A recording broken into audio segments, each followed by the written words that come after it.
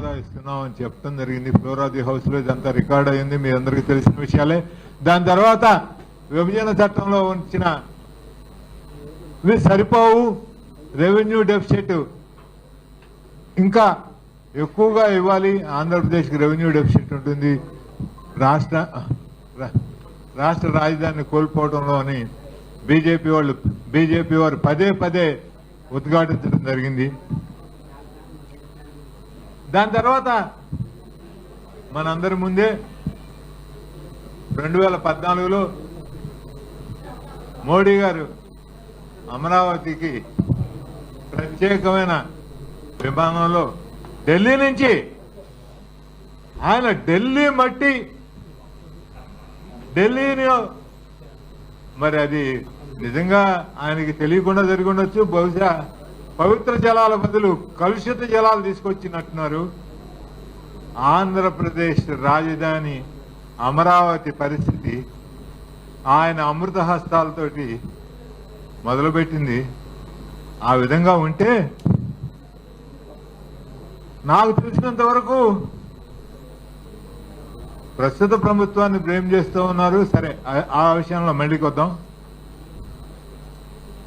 మోడీ గారిని 25 మంది లోక్సభ సభ్యులు, 11 మంది రాజ్యసభ సభ్యులు ఎవ్వరూ కూడా మా మొహాన మట్టి కొట్టావు, రాజధాని మీద మట్టి చల్లావు, పవిత్ర జలాల బదులు కలుషిత జలాలు తీసుకొని వచ్చి మాకు రాజధాని లేకుండా చేసావని ఒక్కరు కూడా ప్రశ్నించినట్టు నాకైతే ఎక్కడా దాఖలాలు లేవు. మీరెవరన్నా ఉంటే నాకు వాటి గురించి ఎన్లైటన్ చేస్తే చాలా సంతోషిస్తాను. సరే, ఇవన్నీ కూడా చరిత్ర చరణాలే, మళ్ళీ మళ్ళీ చెప్పుకోవడం అవుతుంది. కానీ చరిత్ర కొంచెం మళ్ళీ మనం ఒకసారి చూసుకుందాం. మొదట నేను నిన్న ఢిల్లీ నుంచి వెనక్కి వచ్చిన నాయకుడు గురించి, ఆయన యొక్క రాజకీయ విశ్వసనీయత గురించి, నేను పర్సనల్ విషయాలకి వెళ్ళను, రాజకీయ విశ్వసనీయత గురించి మనం ఒక్కసారి, మీలో కొంతమంది యంగ్స్టర్స్ కి గుర్తుండకపోవచ్చు, ఆయన 1995లో అభావిత ఆంధ్రప్రదేశ్కి ముఖ్యమంత్రిగా అయ్యారు. సరే, వారు ఏ విధంగా ముఖ్యమంత్రి అయ్యారు అవి ఇక్కడ అనవసరం మనకి. 96లో మొట్టమొదట ఆయన ముఖ్యమంత్రిగా, తెలుగుదేశం పార్టీ అధ్యక్షుడిగా మొట్టమొదటి పార్లమెంట్ ఎలక్షన్స్ ఆయన ఫేస్ చేశారు. ఆ పార్లమెంట్ ఎలక్షన్స్ లో ఆయన కమ్యూనిస్ట్ పార్టీతో కలిపి, వారు లెఫ్టిస్ట్ పార్టీతో కలిపి వారు ఆ ఎన్నికలకు వెళ్లారు. 96 మొట్టమొదటి ఎన్నిక, చంద్రబాబు నాయుడు గారు టీడీపీ ప్రెసిడెంట్ గా, ముఖ్యమంత్రిగా. దాని తర్వాత 1998లో కూడా కమ్యూనిస్టుతో కలిపి పార్లమెంట్ ఎన్నికలు ఫేస్ చేశారు. 1998 ఎన్నికల తర్వాత కమ్యూనిస్టులకి సిద్ధాంతరీత్యంగా టోటల్ వ్యతిరేకంగా ఉండే బీజేపీ తోటి వారు చేతులు కలిపారు. 1998 ఎన్నికల తర్వాత ఎన్నికలకు వెళ్లేటప్పుడేమో ఓట్లు అడిగేటప్పుడు కమ్యూనిస్టులతో కలిసి వెళ్ళారు. తర్వాత బీజేపీ తోటి వాజ్పేయి గారి గవర్నమెంట్ ని బలపరిచారు. 1999 ఎన్నికలు మళ్లీ వారు బీజేపీ తోటి కలిసి రాష్ట్రంలో ఎన్నికలకు వెళ్లారు. దాని తర్వాత 2004 భారతదేశం వెలిగిపోతోంది అనే నినాదంతో బీజేపీ, వారితోటి కలిపి తెలుగుదేశం ఎన్నికలకు వెళ్తాం జరిగింది. 2004 భారతదేశం వెలుగు ఆరిపోలేదు, కానీ బీజేపీ పవర్లోంచి పోవడం జరిగింది. భారతదేశం అప్పుడు వెలుగుతూనే ఉంది, 2004 నుంచి 2014 కూడా వెలుగుతూనే ఉంది. ఇంకా అట్లా ప్రకాశవంతంగా ఉండాలని మనం ఆశిద్దాం. మరి ఈయనకి మళ్ళీ ఏం తోచిందో నాకు తెలియదు, కానీ 2004 తర్వాత బీజేపీకి వాళ్ళు యాజ్ యూజువల్ గా వారితోటి విభేదించి బయటకు వచ్చేశారు. 2009లో బీజేపీని వ్యతిరేకించి మహాకూటమిని కట్టి ఎలక్షన్స్కి వెళ్లారు. 2009 అయిపోయిన తర్వాత 2009లో మళ్ళీ బీజేపీ వ్యతిరేకం. 2014లో మళ్ళీ ఇది అసలు నిజంగా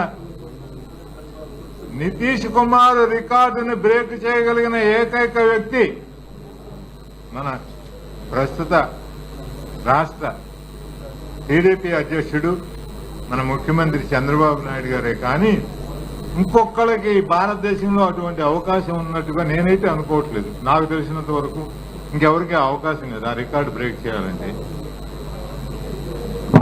ఈ విధంగా 2009లో బీజేపీని వ్యతిరేకించి 2014లో మళ్లీ మహాకూటమి అన్నారు. ఈ 2014 మహాకూటమి సందర్భంగానే ఈవేళ జనసేన పవన్ కళ్యాణ్ గారు, చంద్రబాబు నాయుడు గారు, టీడీపీ అధ్యక్షులు, ప్రధానమంత్రి డిజిగ్నేట్ మోడీ గారు ఆంధ్రప్రదేశ్ మీద కురిపించిన వరాలు అవి వర్షంలాగా కాదు తుఫాన్లాగా కురిపించారు. సరే, ఇందాక మాట్లాడుకున్నాం. మళ్ళీ 2014 తర్వాత నీరు మట్టి తీసుకొచ్చారు, అది అయిపోయింది. 2016లో రాహుల్ గాంధీ గారు యూపీఏ పార్ట్నర్షిప్ లో అందరినీ తీసుకొని వచ్చి ఇక్కడ కాంగ్రెస్ పార్టీ ఆధ్వర్యంలో అఖిలేష్ యాదవ్ గారు వచ్చారు, ఆర్జేడీ వచ్చారు, యూపీఏ పార్ట్నర్స్ అందరూ వచ్చారు. మా మిత్రుడు మిస్టర్ మస్తాన్ వారి సహకారంతో ఆ రోజు రఘువీరారెడ్డి గారు పిసిసి అధ్యక్షుడిగా, ఆ రోజున పిసిసి అధ్యక్షుడిగా ఉండటం అంటే చాలా కష్టమైన పని. వారు ఇక్కడ దిగ్విజయంగా మీరందరూ చూశారు. దిగ్విజయంగా గుంటూరులో ఒక మహాసభని నిర్వహిస్తే మేము వెళ్లే బస్సు మీద రాళ్లు వేసుకొచ్చారు, కోడిగుడ్లు విసిరించారు, బ్లాక్ ఫ్లాగులు చూపించారు, మా కార్యకర్తలను అరెస్ట్ చేయించారు. ఆంధ్ర ద్రోహులారా వెనక్కి పండి అని మాట్లాడితే నేను సూరవరం సుధాకర్ రెడ్డి గారిని ఆ రోజు మాట్లాడుతున్న చూసినట్టుగా నాకు ఇంకా చెవిలో ఆయన మాటలు ప్రసంగాలు ఇంకా ఫ్రెష్ గా వినపడతా ఉన్నాయి. ఆయన చంద్రబాబు నాయుడు గారికి చిరకాల మిత్రుడు, పర్సనల్ గా పొలిటికల్ గా డిఫర్ అవుతా ఉన్నాడు. బాబు చంద్రబాబు, నేను నీకొక్క విషయం మనస్ఫూర్తిగా మిత్రుడిగా అడుగుతున్నాను. ఏమిటయ్యా మేము ఆంధ్ర రాష్ట్రానికి చేస్తున్న ద్రోహం? మమ్మల్ని ద్రోహులు అంటానికి నీకు నోరెలా వచ్చిందయ్యా? విభజన చట్టంలో ఉన్న హామీలని, స్పెషల్ కేటగిరీ స్టేటస్ ని ఆంధ్రప్రదేశ్ ఇంప్లిమెంట్ చేయడం కోసం, కేంద్ర ప్రభుత్వానికి కళ్లు తెరిపించడం కోసం యూపీఏ పార్ట్నర్స్ అందరూ, చట్టం చేసిన యూపీఏ పార్ట్నర్స్ అందరూ ఇక్కడికి వచ్చారు. ఇందులో ఆంధ్ర రాష్ట్ర ద్రోహం ఏమిటయ్యా? నువ్వు కొంచెం వివేకంతో ఆలోచించు అని చెప్తే మళ్ళీ మా రిటర్న్ జర్నీలో కూడా రకరకాల ఏవి పెట్టారు. ఇప్పటికీ కొంతమంది పాపం పోలీస్ స్టేషన్ తిరుగుతున్నారు. రాహుల్ గాంధీ గారి బ్యానర్లను చించేయించారు, రాహుల్ గాంధీ గారి ఫ్లెక్సీలను చించేయించారు. ఇవి మళ్ళీ మీకు ఎందుకు గుర్తు చేస్తున్నానంటే 2016లో ఇంత జరిగిన తర్వాత మళ్ళీ 2018లో నిజంగా నితీష్ కుమార్ నాకు తెలిసి ఇన్నిసార్లు జరగలేదు. 2018లో మళ్లీ కాంగ్రెస్ పార్టీతో కలిసి ఆయన తెలంగాణలో పోటీ చేశారు. కాంగ్రెస్ పార్టీతో అలయన్స్ పార్ట్నర్ రాహుల్ గాంధీ గారితో. ఏ రాహుల్ గాంధీ అయితే ఆంధ్ర ద్రోహి గో బ్యాక్ అని అన్నారో 2016లోనే అనింది, పెద్ద ఎక్కువ కాదు. 2018లో అదే రాహుల్ గాంధీ గారితో కలిసి ఆయన ప్లాట్ఫారం షేర్ చేసుకొని వారి నాయకత్వాన్ని బలపరచమని ప్రజలను అడగడం జరిగింది. సరే, రాహుల్ గాంధీ గారు చంద్రబాబు గారికి జ్ఞానోదయం అయిందేమోనని అపోహపడ్డాడు. రాహుల్ గాంధీ గారు పాపం చిన్నవాడు కదా, తెలియదు కదా, నితీష్ కుమార్ రికార్డును బ్రేక్ చేయగలిగిన వాడు అని తెలియదు ఆయనకి అప్పటికి. సో ఆయన ఏమనుకున్నాడంటే చంద్రబాబుకి జ్ఞానోదయం అయిందేమో, మనతోటి కలిసి వస్తాడేమో. ఇంకని ఆయన పాపం మహామహులే చంద్రబాబు నాయుడు గారి ముందు పల్టీలు కొట్టారు. ఆయన పాపం ఇంకా అప్పటికి చాలా చాలా తక్కువ. కొన్ని జరుగుతూ ఉంటాయి. వాటిల్లో ఎవరి పాత్ర ఎంత అనేది చరిత్ర నిర్ణయించుకుంటా ఉందండి.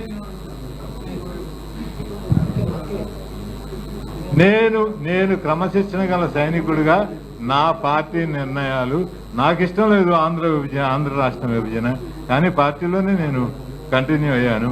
అట్లాగే నాకు ఇష్టం లేదు 2018లో చంద్రబాబు గారితో కలవటం, కానీ పార్టీ నిర్ణయం నేను స్వీకరించాను. దెన్ అది రాహుల్ గాంధీ గారిని ఒక్కనే కాదు, మనం ఆ పొరపాటు పడొద్దు. చంద్రబాబు గారు మళ్ళీ తూచి అయిన తర్వాత అమిత్ షా గారి మీద రాళ్ళయించారు తిరుపతిలో. ఇండియన్ హోమ్ మినిస్టర్ మీద, ఆ రోజు ఆయన ఇండియన్ హోమ్ మినిస్టర్ లేకపోతే BJP president, Indian home minister మీద తిరుపతిలో రాళ్ళయించి వెనక్కి పోవాలన్నారు. దాని తర్వాత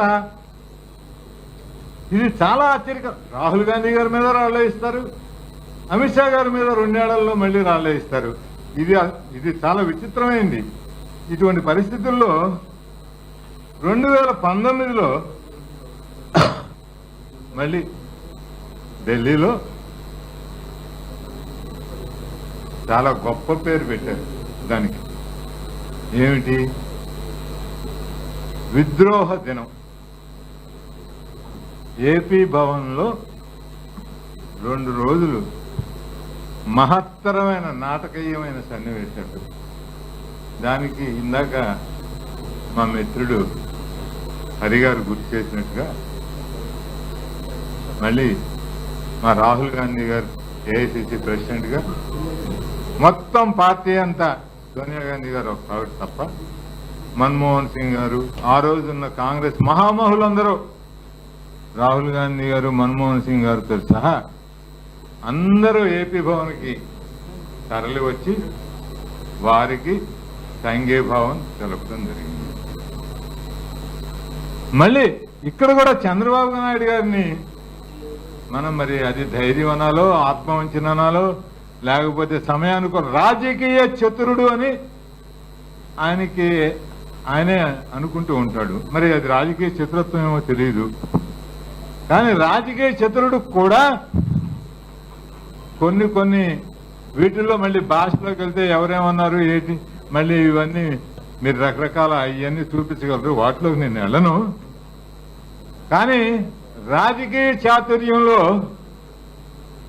మోడీ గారి తల్లి గురించి, భార్యని వదిలేసిన సంగతి గురించి మాట్లాడాల్సిన అవసరం ఉంటుందని నేనైతే పర్సనల్ గా అనుకోను. రాజకీయాల గురించి మాట్లాడచ్చు, మోడీ గారి విధానాల గురించి మాట్లాడచ్చు, వాటిని కలిపి విమర్శించవచ్చు, విడివిడిగానే విమర్శించవచ్చు, తప్పులేదు. కానీ ఆ స్థాయి వ్యక్తి చంద్రబాబు నాయుడు గారిది రికార్డు. ఆయన రికార్డుని ఎవరు బద్దలు కొట్టలేరు. అభవ్యక్త రాష్ట్రానికి లాంగెస్ట్ సర్వ్డ్ చీఫ్ మినిస్టర్. దాని తర్వాత అపోజిషన్ లీడర్ కింద కూడా ఆంధ్రప్రదేశ్ వరకు ఆయన రికార్డు ఎవరికి అవకాశం లేదు. 10 ఏళ్ళు ఆయన లీడర్ ఆఫ్ అపోజిషన్ అభవ్యక్త రాష్ట్రానికి.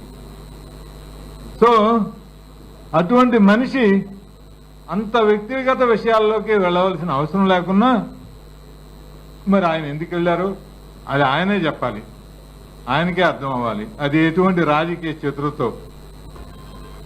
చాలా మందికి చాలా కుటుంబ విషయాలు ఉంటాయి, వాటన్నిటిని రాజకీయాల్లో చర్చించాల్సిన అవసరం లేదు. మరి ఆయన ఆ ఎక్స్టెంట్ కూడా వెళ్ళగలరని చెప్పడం కోసం నేను చెప్పాను ఇది. సరే, ఇక్కడ ఇప్పుడు మనం చర్చించుకోవాల్సిన విషయం ఏంటంటే 2019లో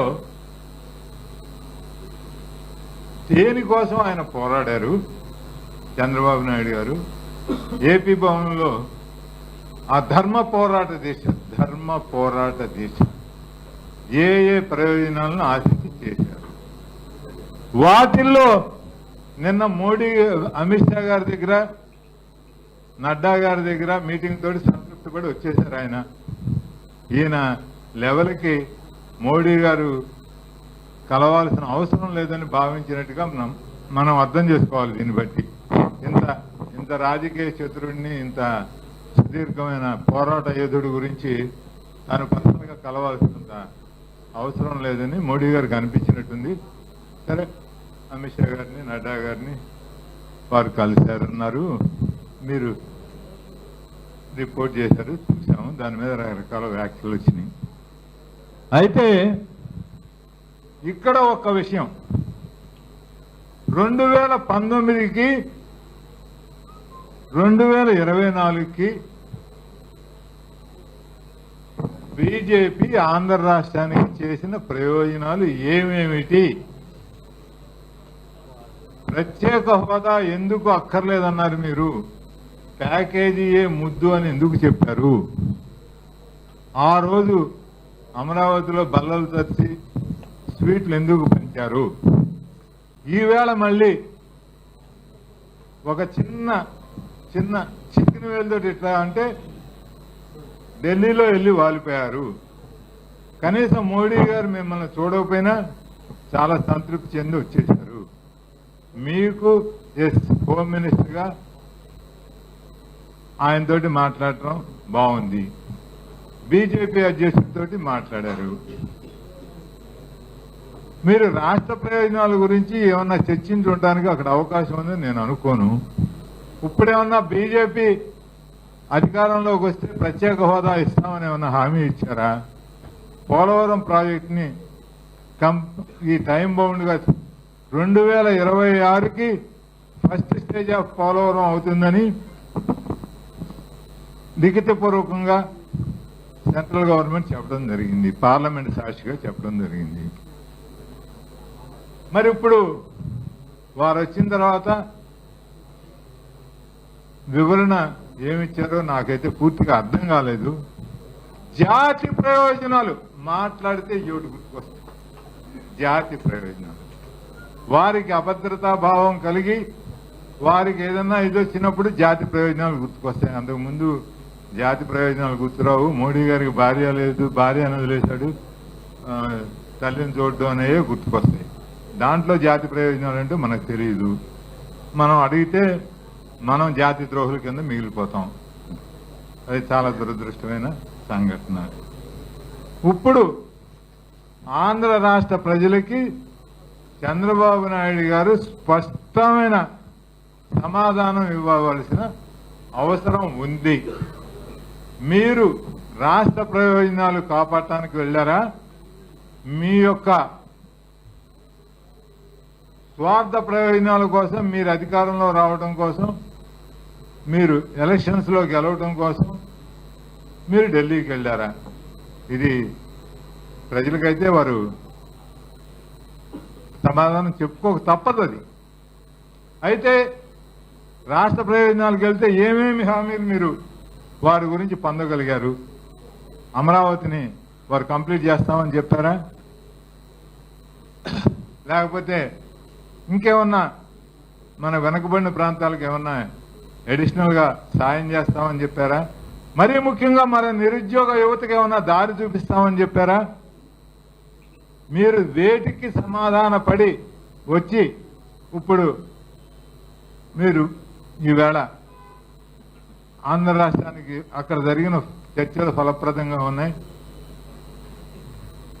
నేను దేశ ప్రయోజనాల కోసం మనం రాజీ పడుతున్నామని చెప్పారన్నట్టుగా మీ ద్వారా తెలిసింది మాకు. ఏ ప్రయోజనాలు అనేవి వారు స్పష్టం చేస్తే అడిగే హక్కు ప్రతి పౌరుడికి ఉంది. మేము కూడా సంతృప్తి చెందుతాం. ఇది ఒక అంశం. రెండో అంశం, ఇది రెండో అంశం. బీజేపీది ఓటైపోయింది, ఇది రెండు.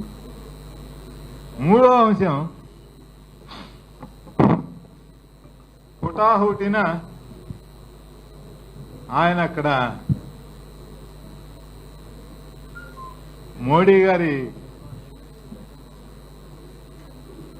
సన్నిధికి చేరుకోలేకపోయాడు. కానీ మన రాష్ట్ర ముఖ్యమంత్రి గారు మోడీ గారి సన్నిధికి చేరుకోగలిగారు. వారిని ఈ సందర్భంగా మనం కంగ్రాచులేట్ చేద్దాం. అంతటి మహానుభావుడి యొక్క దర్శన భాగ్యం దక్కించుకోగలిగాడు. ఇప్పటికి నాకు తెలిసి జగన్మోహన్ రెడ్డి గారు ఏ రీజనల్ పార్టీ సీఎం కంటే కూడా ఎక్కువ సార్లు ఆయన ఢిల్లీకి వెళ్ళారు. ఢిల్లీకి వెళ్ళినప్పుడల్లా ఒక సెక్షన్ ఆఫ్ మీడియాలోనేమో రాష్ట్ర ప్రయోజనాల కోసం ఆ వినతి పత్రం ఇచ్చారు, ఈ వినతి పత్రం ఇచ్చారు అని చెప్పి వస్తుంది. ఇంకో సెక్షన్ ఆఫ్ మీడియా కోసంలోనేమో వారు ఆ కేసు గురించి వెళ్ళారు, ఈ కేసు గురించి వెళ్ళారు, ఇవేనో వస్తా ఉంటాయి. ఒక్కటి మటుకు ఆంధ్ర ప్రజలందరికీ అర్థమైంది ఏంటంటే ఇక్కడ జరిగే ఇసుక రవాణాలో ఇసుక రేణువులు, ఇక్కడ జరిగే మద్యం బాటిల్స్ లో మద్యంలో వచ్చే ఫలితాలు అంటే ఆర్థిక ప్రయోజనాలు, వీరున్నిట్లో మటుకు ఖచ్చితంగా రాష్ట్ర ముఖ్యమంత్రిగా కాకుండా బీజేపీ గవర్నమెంట్ కూడా బీజేపీ పార్టీకి కూడా మరి వాళ్ళు వాటాలు 75%, 25%, 50-50 వాటాల గురించి అయితే తెలియదు. కానీ లేకుండా ఉండటానికి ఏ విధంగానూ వీలు లేదు. ఎందుకంటే డిఎంకే మంత్రులందరూ అరెస్ట్ అవుతారు,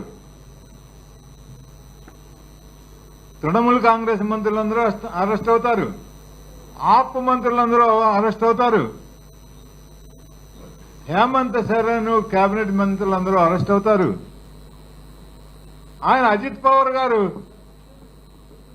వేరే ఎన్సీపీలో ఉన్నప్పుడు అరెస్ట్ అవుతారు, కేసులుంటాయి. మళ్ళీ అటువైపు వెళ్ళగానే అతి కడిగిన ఆణిముత్యంలాగా బయటకు వచ్చేసి బీజేపీతో కలిసి ఉప ముఖ్యమంత్రి అవుతారు. అంటే నేను ఒకటి అడుగుతా ఉన్నాను, మరి మీరందరూ పుంకాలుగా రాసేస్తూ ఉంటారు, మేమందరం చదువుకుంటా ఉంటాం. కొంచెం జ్ఞాపక శక్తి 73+ నాకు కూడా క్షీణిస్తూ ఉంటుంది. మరి ఈ లెక్క ప్రకారం ఈడీ దృష్టిలో కానీ, ఇన్కమ్ ట్యాక్స్ దృష్టిలో కానీ, బీజేపీ దృష్టిలో కానీ, బీజేపీ ప్రభుత్వ దృష్టిలో కానీ ఆంధ్రప్రదేశ్ ప్రభుత్వం అంత క్లీనెస్ట్ గవర్నమెంట్ భారతదేశంలో ఇంకోటి లేదు అనే కదా మనం అనుకోవాలి. కర్ణాటకలో డీకే శివకుమార్ అరెస్ట్ అవుతాడు, తిహార్ జైల్లో ఉంటాడు, హేమంత్ సోరెన్ జైల్లో ఉంటాడు, రేపు 2 కేజ్రీవాల్ వెళ్తాడు, అవకాశం ఉంటే